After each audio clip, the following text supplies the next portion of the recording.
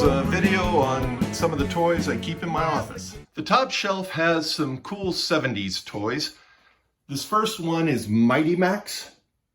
I had him as a kid. I just recently got a new one because I'd lost him. All his joints are little bolts, and in the package you can see there's a little crank that you can use to tighten or loosen. It comes with a sword, a helmet, a shield, and this cool little motorized skateboard that can be used as a climbing winch. It really does work. I always loved his silver head because it reminded me of the Micronauts. The world of the Micronauts. As a kid, I had this time traveler figure, an Acroyear or Acroyear, however you say it, nobody knows. And I bought versions of these during the pandemic. A lot of what I'm going to show you in here is stuff I bought during the pandemic. I never had the Galactic Warrior or the Galactic Defender, which has really cool features like a removable helmet or wings that can pop out.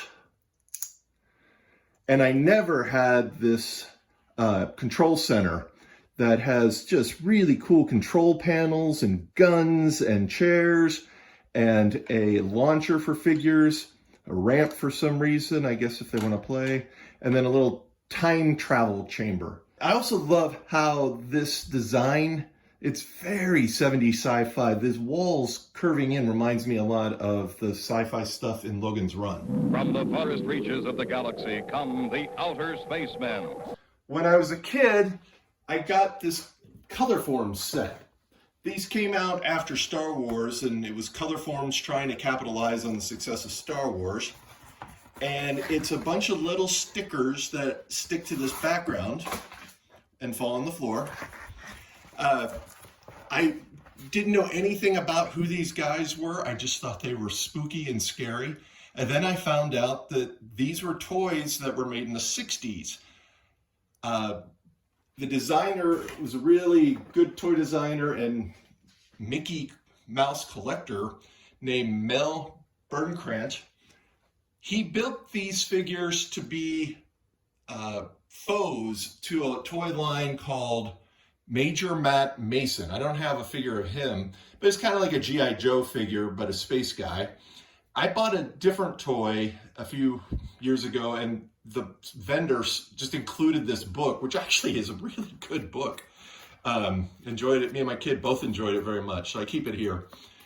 But about 10 years ago, a company called Four Horsemen redid the figures in this smaller scale in hard plastic.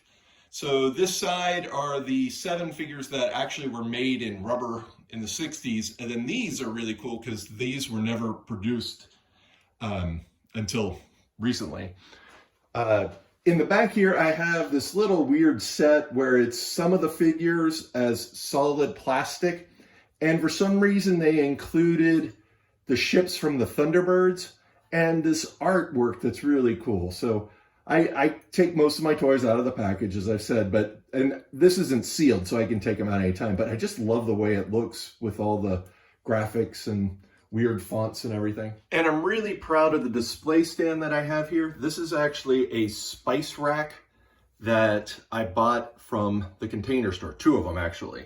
It has a nice sci-fi look to it. Battle of the Superpowers Collection. Superpowers figures with power action, each sold separately. These were figures that I never had as a kid. They came out after Kenner finished making Star Wars toys. I had already grown out of Star Wars, so there was no way I was buying these.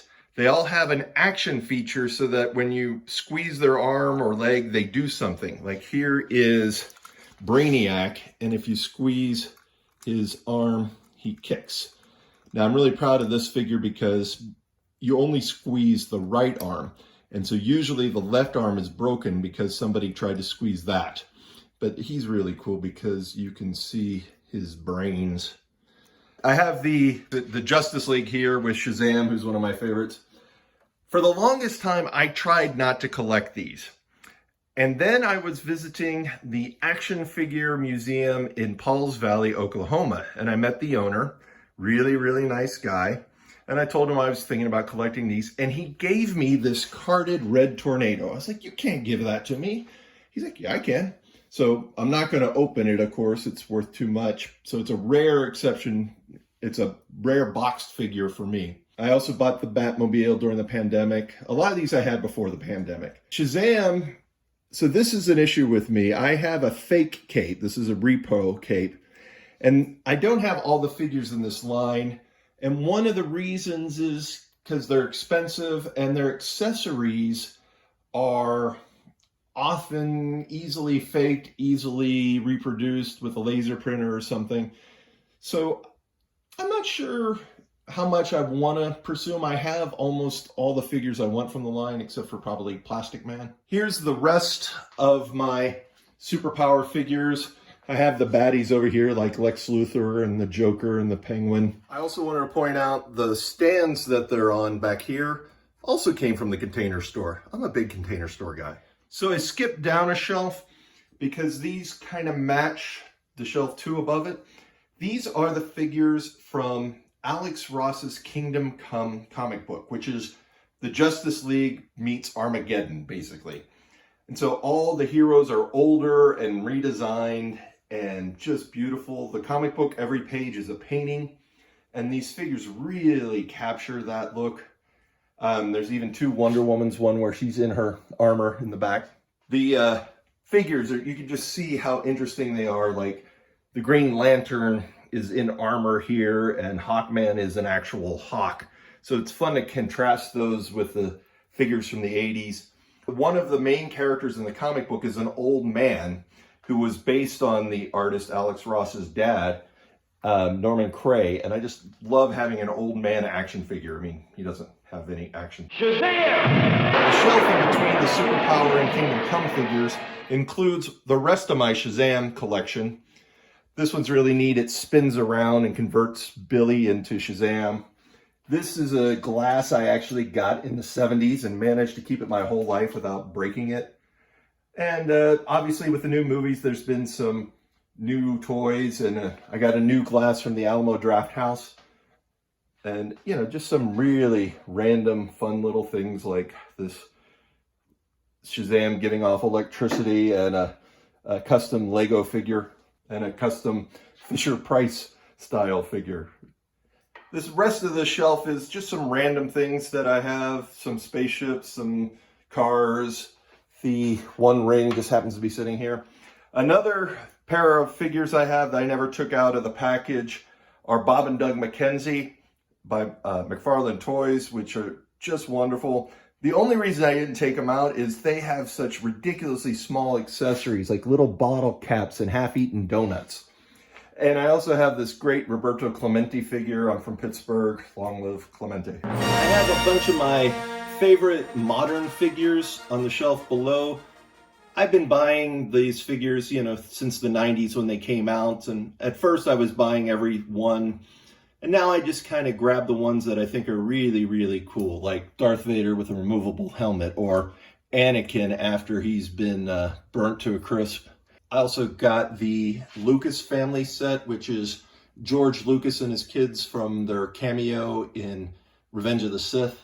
I have a collection of C-3PO figures here. I really love the version from episode 1. This is Anthony Daniels and his cameo from episode 2. Interchanged heads from episode 2. And then I have a few robots, and I have the Mando and Grogu. Here's another one I haven't taken out of the package yet because it's a really good design, and you can see the name is George Sulak. This figure is actually George Lucas in a TIE Fighter pilot, and it comes with a Micro Machine. Lastly, I have a random disc gun from the 80s that still works, and a mini version of the Mattel football game. I still have the original of this, but my kid stole it and took it to college. We am, is, and be they who are known as the Electric Mayhem. I really, really love this animal set with the full drum kit. Includes the hi-hats and the sticks and speakers. I do not have Zoot. I didn't pick him up back in the day, and now he is really expensive, so someday. Have a little Batman collection here. In the back I have a Batman figure that the whole outfit comes off and turns into Bruce Wayne, and it looks very, very much like Michael Keaton. It was a really good build in the 90s. And then I have vehicles from the 1966 show, from the 80s, and from the Dark Knight. Lastly, we boldly go where many people have gone before. These are the Star Trek Next Generation figures from the 90s. I never bought these figures then, and then during the pandemic, I found they hadn't really gone up in value too much, so this did not cost very much to pick these up. I am going to pick up Wesley Crusher because I just become more and more impressed with Will Wheaton as I hear his story and his interviews. So I definitely need to add a Wesley Crusher to this. And boy howdy, am I enjoying the new season of Picard. Separate from the other toys, on top of my CDs, I keep my collection of Micro Machines. These were made in the 90s, came in 3-packs usually, and I collected them all. They made pretty much every single ship that appears in the original trilogy, including the special edition. I think they're just gorgeous and show off how well designed the ships are in the movies. They originally came with little plastic display stands. You can see one here in my George Lucas action figure set. Came with one figure and a stand. All of my stands turned yellow, and they were never really good at holding them up. So during the pandemic, one of my projects was to get a nice piece of wood, drill some holes, and put these little metal rods in, and I think it's a much better way to display them. That does it for the toys in my office. Click the link below for a video about the diorama I created for the Gumball Rally. And I'll be posting more videos soon. My room, my cell, my affairs, my quarry, my obligations, they are my God.